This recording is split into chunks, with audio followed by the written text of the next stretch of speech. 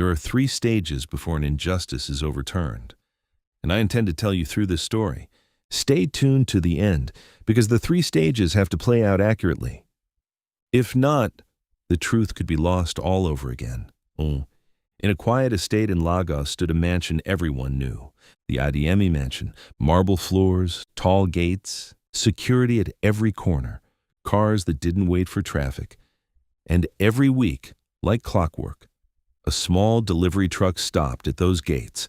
The name on the truck read, Amade Pure Waters and Beverages. The driver of the truck didn't own the manufacturing company. They were suppliers, the middlemen of the middlemen. They didn't own the truck either. The company did. They supplied bottled water, water dispensers, soft drinks, event refreshments, and the Adeyemi mansion was their biggest customer, their most important customer. Big enough to provide them with the basic amenities that took them off the street as beggars. Tamara Adeyemi had insisted on it. If we're buying water, we're buying from Imade's family, she had once said casually. And Chief Adeyemi agreed. That single decision changed Imade's family's life. The mansion was always busy. Parties, meetings, political gatherings, church programs, fundraisers. Orders flowed constantly. Payments were steady. Imade's parents saw Tamara as a blessing. Imade saw her as an angel, not survival, not manipulation. Gratitude, pure gratitude. They met at a fruit stand. Tamara had stopped her car one afternoon to buy fruits by the roadside market. She spoke sharply to one of the women selling oranges. "Do you know who you're talking to?" The woman fired back. Voices rose, a crowd gathered, and before pride could explode into chaos, a slim girl stepped forward. Imade. "Please, Ma," she said gently to the fruit seller. "I'm sorry. She didn't mean it that way." Then she turned to Tamara quietly. "Let's go." That day, something shifted. Tamara was not used to people calming her, not used to someone protecting her from herself. From that day, they became friends. Through Tamara's influence, Imade got a 70% scholarship into a prestigious college, an elite all-girls school. Imade's world changed. At Queen's Crest Academy, an elite all-girls school in Lagos, there were 2 kinds of students, the powerful and the protected. Tamara Adeyemi was both. Daughter of Chief Adeyemi, billionaire industrialist, government contractor, silent puppeteer in corridors of power. Most parents in the school either worked for him, owed him, or feared him. Tamara didn't just walk into school. She arrived. New shoes every week, designer bags, chauffeur-driven car, the scent of imported perfume following her like an announcement. And behind her? Imade, always 2 steps behind. Imade wasn't poor in spirit. She was brilliant, top of her class, on a 70% scholarship. Her parents owned a tiny provision shop just outside the estate gate. They sold sachet water, soft drinks, bread, recharge cards, surviving one day at a time. Tamara's family bought from them sometimes. That was enough. Imade wore Tamara's hand-me-downs, used her old bags, accepted the insults, laughed when Tamara mocked her. "Why do you let her talk to you like that?" classmates would whisper. Imade would smile. "You won't understand." Because what they didn't see was this. Tamara's friendship meant customers. It meant visibility. It meant survival. To Imade, Tamara was not a bully. She was an opportunity, an angel. It happened during lunch, not in a classroom, not where everyone could see. Behind the East Wing staircase, a shaded corner where 6 girls often gathered to eat and gossip. Tamara, Imade, Nene, and 3 others. That afternoon, Tamara was mocking one of the girls over something small. Nene had had enough.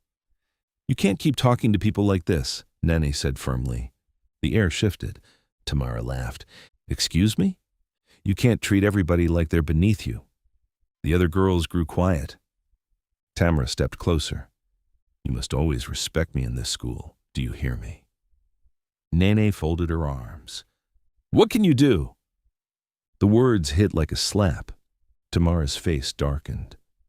"I will teach you a lesson." "Teach me," Nene replied. "What can you actually do?" The argument rose, voices layered over voices. Tamara moved forward. "You will respect me." Nin turned to walk away. And in that second, Tamara grabbed her arm violently. "Don't you ever turn your back on me!" Nene tried to pull free. Tamara's hand moved fast, too fast. She grabbed the sharpened pencil from her notebook.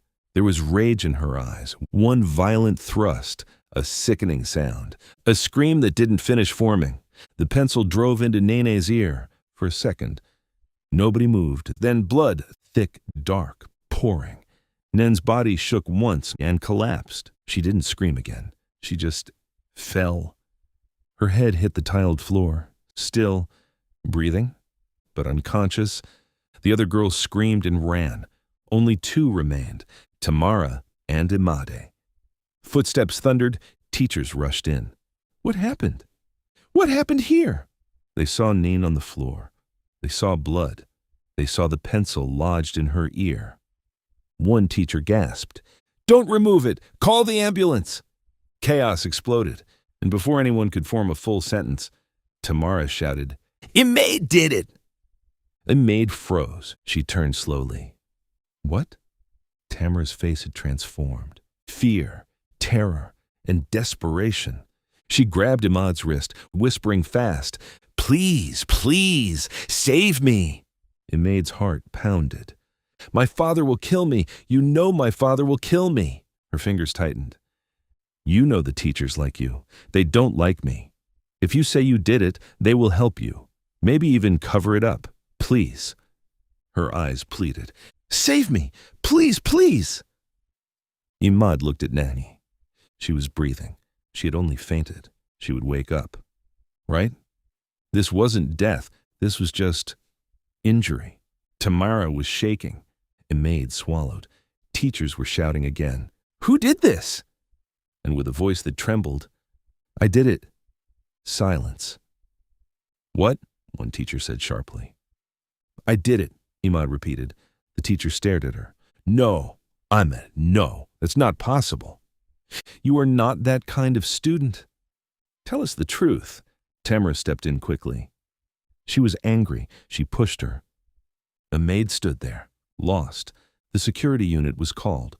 Police arrived. Nene was rushed to the hospital, the pencil still lodged in her ear because removing it could cause more bleeding. She needed surgery. Inside the principal's office, Imad tried to repeat the story she had invented. Tamara kept correcting her, replacing names and changing details. Security watched quietly. By evening, Imad was arrested that same evening. Tamara did not stop at Imad's home like she usually did. She went straight to her mansion, climbed the stairs, locked herself in her room, and cried for hours. When she finally came downstairs for dinner, her eyes were swollen. Her mother noticed immediately. "What happened? Were you bullied?" Her father frowned. "Did someone insult you?" They promised her things, a new car, a trip abroad, anything. Finally, she whispered, "I need to talk to you alone." Her mother dismissed the staff. The doors closed. Tamara broke down. She told them everything. When she finished, Chief Adeyemi turned his back, silent, thinking. Then he faced her. "I'm not proud of what you did." Pause. "But I'm proud of how quickly you handled it." His voice was cold. "That shows sharpness?" Her mother leaned forward quickly. "Who was there?" Tamara listed 3 names. Chief Adeyemi nodded slowly. "One of their fathers supplies my company. The other is begging me for a contract. The third survives because of my signatures." He adjusted his wristwatch. "They have no choice but to do what I say." By midnight, the mansion was full. Lawyers, security agents, political associates. Phones were dialed, plans were drawn. The machine had started. Meanwhile, the maid did not come home. Her mother paced the small living room. "It's past 7 p.m. Why didn't she call?" She brought out her old phone, a cracked screen held together by rubber bands. She dialed. Imade's number wasn't connecting. "But she has a good phone now." Tamara bought her one. "Why is it off?" By 9 p.m., panic grew. She called Tamara. "Please, where is Imad?" Tamara's voice was calm. "I don't know." "What do you mean you don't know? Didn't she follow you home?" No. The call ended. Moments later, an unknown number called. "Madam," a male voice whispered, "go to the police station. Your daughter is there." Her world collapsed. The maid had been beaten, hungry, terrified. When her mother saw her, she screamed, "What is this? What did you do?" A maid burst into tears. "I didn't mean it. I thought she would wake up." "You thought? Who told you to say you did something you did not do? Who told you?" An African mother's pain, sharp, fierce. She ran to the officer. "My daughter wants to tell the truth." The officer barked, "Shut up, she already confessed." "You want to teach her how to lie?" "She did it." Imad was dragged back. Her mother stood helpless. And that night, at the hospital, Nene died during surgery. Too much blood loss. The pencil had gone too deep. And with that, Imade's lie became a life sentence. Within days, the narrative had been decided. A maid arrested, Tamara grieving inwardly, Nene dead. The CCTV footage, authorities said, confirmed Imade's guilt. Tamara's father, Chief Adeyemi, had arrived with lawyers before sunset. Money moved quietly and powerfully. Tamara's image was distorted, angles cropped, moments missing. The pencil exchange blurred into confusion, and Imad was made to look like the aggressor. The school had been bought. The police had been influenced. Even the lawyer assigned to Imad felt hollow, a man performing defense, not delivering it. Imade's parents were small people. They had no voice loud enough to challenge a billionaire. Imad was sent to maximum security prison. But that wasn't enough for the Adeyemi family. Money moved again. The prison warden was placed on payroll. Orders were simple. No outside contact, no interviews, no visitors without clearance, not even her parents. If Imad ever spoke freely, the system could crack. So she was buried alive. The first year, she cried. The second year, she learned her first lesson. In life, you must know how to defend yourself. Prison was not gentle. Timidity was dangerous. Silence was misinterpreted as weakness. She learned to fight physically, not because she wanted to hurt anyone, but because she needed to survive. Fear left her bones. After survival came hunger. Hunger for knowledge.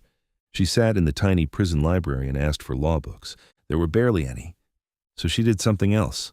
She made friends, inmates whose relatives visited, inmates who still had connections to the outside world. "Tell them to bring law books," she would whisper. And slowly, the books began to arrive. Tattered, secondhand, old editions. She read everything. Case law, appeals, constitutional rights. She read like someone digging a tunnel with bare hands. Her childhood dream of medicine faded. The law was used to bury me, she told herself. I will learn it, even if she would never leave prison, even if her voice would only help other inmates. The only easy thing left in her life was to dream, and she refused to let anyone take that too. There are 3 stages this case needed to be overturned, and you will discover exactly what they are. Because prison was supposed to be the end of Imade's story. But instead, it became the beginning of stage 2. The stage where truth slowly begins to fight back, and what Imad would discover behind prison walls would one day shake the very system that buried her. Don't miss part 2.